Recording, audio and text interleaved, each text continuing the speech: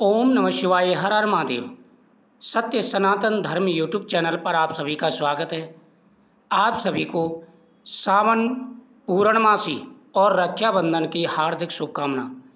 सावन मास का महीना बड़ा ही पवित्र महीना है। आज हम आपको सावन मास के 29वें अध्याय की कथा सुनाएंगे। भगवान से बोले, हे सनत कुमार, अब मैं पूर्व में कहे गए व्रतों के कर्मों के विषय में बताऊंगा। हे महामुनि, किस समय कौन सा कर्म करना चाहिए उसे सुनिए। श्रावण मास में कौन सी तिथि किस काल के लिए ग्रहण होती है, उस तिथि में पूजा जागरण आदि से संबंधित मुख्य समय क्या है। उन व्रतों के वर्णन के समय कुछ व्रतों का समय तो पूर्व के अध्यायों में बता दिया गया है।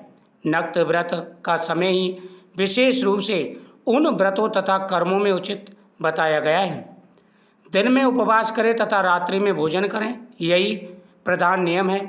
सभी व्रतों का उद्यापन उन व्रतों की तिथियों में ही होना चाहिए। यदि किसी कारण से उन तिथि में उद्यापन असंभव ना हो तो क्या करना चाहिए। धारण पारण व्रत में तिथि का घटना व बढ़ना कारण नहीं है।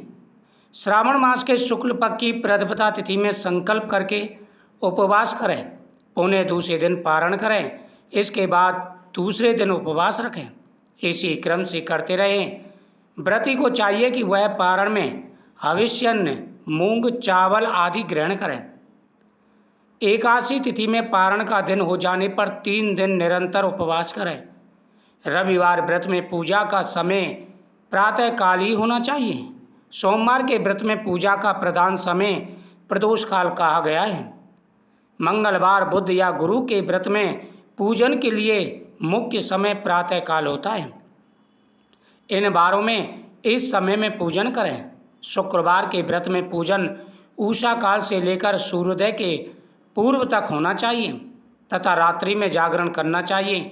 शनिवार के दिन व्रत में नरसिंह का पूजन सायंकाल में करें। शनिवार के व्रत में शनि के दान के लिए मध्यम मुख्य समय माना गया है, यानी दोपहर का समय। हनुमान जी के पूजन का समय भी दोपहर का समय होता है। अस्तुत का पूजन प्रातःकाल करना चाहिए।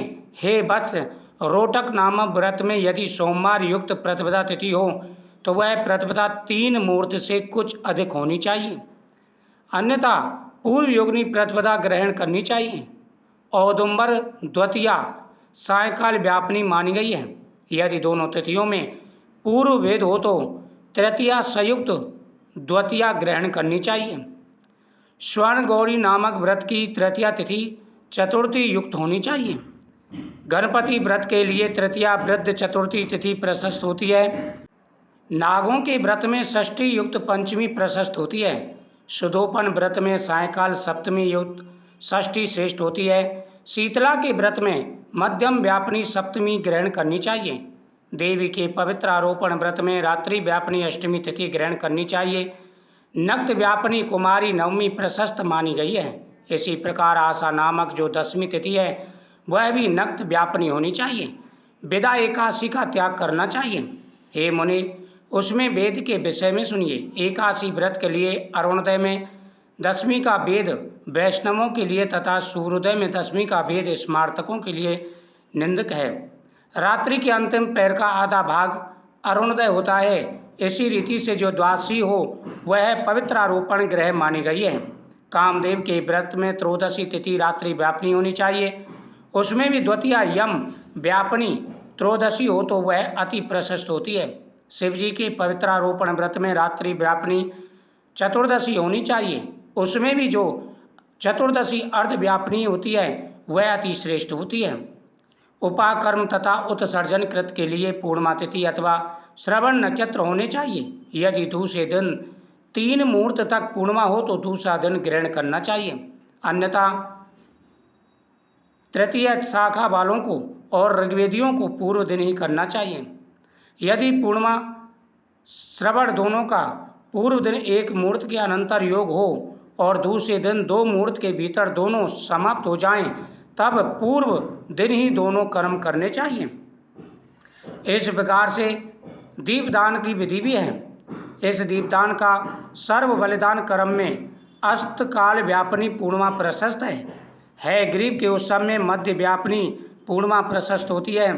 रक्षाबंधन क्रम में अपराह व्यापिनी पूर्णिमा होनी चाहिए।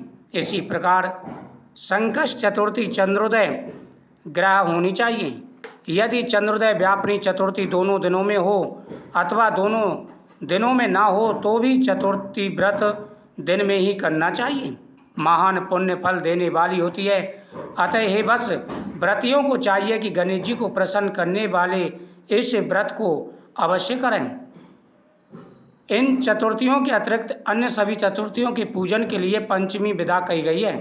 कृष्ण जन्माष्टमी तिथि निश्चित व्यापिनी ग्रहण करनी चाहिए। निर्णय में सर्वत्र तिथि 6 प्रकार की मानी गई हैं।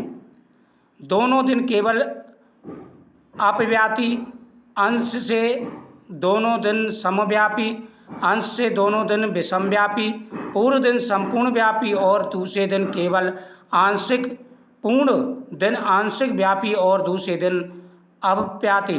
इन पक्षों में 3 पक्षों में जिस प्रकार संदेह नहीं है उसे आपको मानना चाहिए।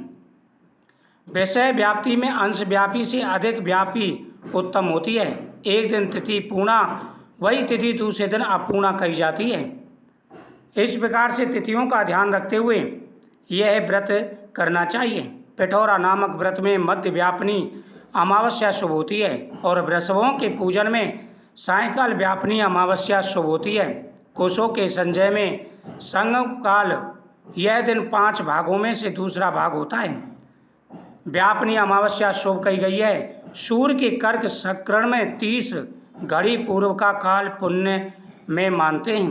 अगस्त के अर्ध का काल तो वर्णन व्रत में ही वर्णन कह दिया है। हे वत्स, मैंने आपसे यह कर्मों के काल का निर्णय कर दिया है। जो मनुष्य इस अध्याय को सुनता है अथवा इसका पाठ करता है वह श्रावण मास में किए गए सभी व्रतों का फल प्राप्त कर लेता है। इस प्रकार से स्कंद पुराण के अंतर्गत ईश्वर सनत कुमार संवाद में श्रावण महत्व में व्रत निर्णय काल निर्णय कथन नामक 29वां अध्याय पूर्ण हुआ। तो इस प्रकार से जैसे जो तिथि बताई गई है उसी तिथि में उसी प्रकार से व्रत करना चाहिए। इससे मनोकामना पूरी हो जाती है। श्रावण मास के कथाओं का प्रतिदिन श्रवण कर आपने किया है तो पूर्णमासी के दिन आप भगवान के सामने प्रार्थना करें और जिनकी कथा आपने सुनी है उनको थोड़ा बहुत आप द्रव्य दक्षिणा जरूर दें। आपकी हर मनोकामना पूरी होगी। जीवन में आ रहे सारे कष्ट और परेशानियां दूर हो जाएंगे तो भगवान से प्रसन्न होकर के मनवांछित फल प्रदान करेंगे। धूमधाम से पूर्णमासी और रक्षाबंधन का पर्व मनाएं।